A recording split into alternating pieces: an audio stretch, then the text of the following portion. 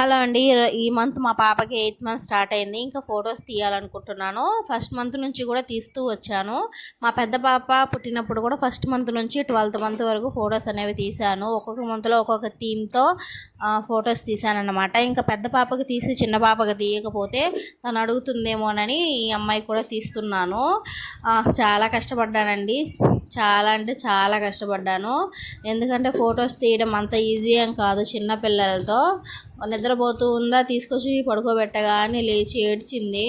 ఇంకా నేను తనని పాలిచ్చి సతాయించి మళ్ళీ పడుకోబెట్టి ఫొటోస్ తీసే లోపల నా తల ప్రాణం తోక్కొచ్చిందిలేండి. రెడీ అయ్యింది కదా అని ఫొటోస్ తీశాను. యాక్చువల్గా ఊరికి వెళ్ళాలని రెడీ అయ్యాము. నేను, మా ఆయన, పెద్ద పాప అందరం వెళ్ళాలనుకున్నాం. కానీ సమ్ ప్రాబ్లమ్స్ వల్ల నేను ఉండిపోవాల్సి వచ్చింది. నేను, మా చిన్న పాప ఉండిపోయాము. మా పెద్ద పాప, మా ఆయన వెళ్ళారు. ఇంకా ఎలాగో రెడీ చేశాను కదా అని చిన్న పాపకి అయితే ఫొటోస్ తీస్తున్నాను. అయితే పెద్ద పాపకి తీసిన ఐటమ్స్తో కాకుండా చిన్న పాపకి వేరొక ఐటమ్స్ అంటే కొత్తగా తనకి యూజ్ చేసినవి కాకుండా ఈ అమ్మాయికి వేరేలాగా యూజ్ చేసి తీయాలనుకుంటున్నాను. ఇద్దరికి ఒకేలా ఎందుకని తనకి తీసిన అంటే 1 మంత్ నుంచి 12th మంత్ వరకు తీసిన ఫొటోస్ అన్నీ కలిపి ఒక ఫోటో ఫ్రేమ్లో సెట్ చేసి మా ఆయన ఒక ఫోటో ఫ్రేమ్ తీసుకొచ్చారు. దీనికి కూడా ఇలాగే చేయించాలనుకుంటున్నాము.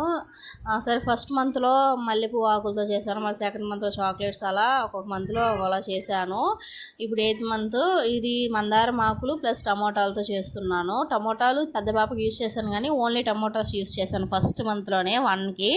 సరే, ఇది వెరైటీగా ఉంటుంది కదా అని యూస్ చేస్తున్నాను. ఇంకా హార్ట్ షేప్లో వేస్తే బాగుంటుంది. మనం ఇంకా చేయాలంటే ఒక ఇద్దరు ఉంటే బాగుంటుంది. అంటే బిడ్డని అంటే ఆడించడానికి ఒకరు, ఫొటోస్ తీయడానికి ఒకరులే అన్నీ చేయాలంటే కష్టమే. ఇంకా నేనే చేసుకుంటానండి ప్రతి మంత్ కూడా. మా హస్బెండ్ అయితే హెల్ప్ చేయరు. అంటే ఆయన ఇంట్లో ఉండరు, డ్యూటీకి అనేవి వెళ్ళిపోతారు కదా. ఇంకా చిన్న పాప నిద్రపోతూ ఉండిందా, సరే నిద్రపోతుంది కదా, ఫుల్ నిద్రలో ఉంది కదా అని తీసుకొచ్చి పడుకోబెట్టగానే లేచి ఏడ్చింది. ఇంకా తనకి పాలిచ్చి ఊరుకోబెట్టి మళ్ళీ తీసుకొచ్చి పడుకోబెట్టి ఫొటోస్ అనేవి తీశాను.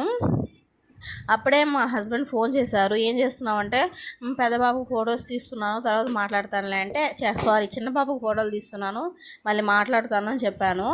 బాగా రావాలి అంటున్నారు.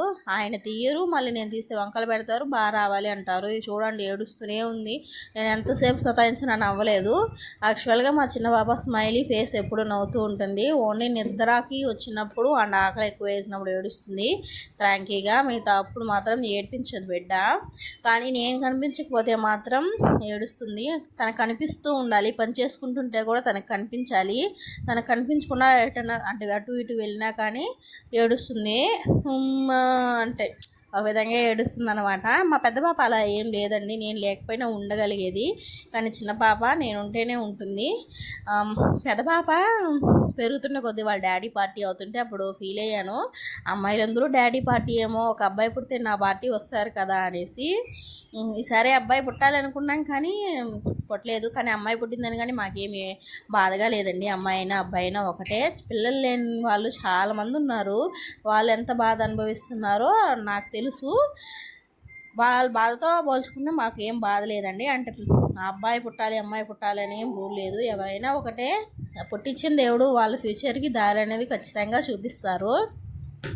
ఇంకా అమ్మాయి లేని వాళ్ళు దురదృష్టవంతులు, కానీ అమ్మాయి ఉన్న వాళ్ళేమో అదృష్టవంతులే. మా చిన్న పాప పుట్టి మాకు చాలా కలిసి వచ్చిందని మా ఆయన కూడా అదే అంటారు. చిన్న పాప అదృష్టవంతులు, నా అదృష్ట బొమ్మ అని అంటూ ఉంటాడనమాట. ఇంకైతే చిన్న పాప చూడండి, లాస్ట్కి ఒక స్మైల్ బాల్లో పడుకోబెట్టిన తర్వాత స్మైల్ ఇచ్చింది. ఇంకా ఇలా వెల్లకిలా పడుకోబెట్టినప్పుడు ఒక 4 ఫోటోలు, బాల్లో పడుకోబెట్టినప్పుడు ఒక 4 ఫోటోలు తీశాను. ఫొటోస్ లాస్ట్లో యాడ్ చేస్తాను, చూసేయండి. Bye bye friends, subscribe.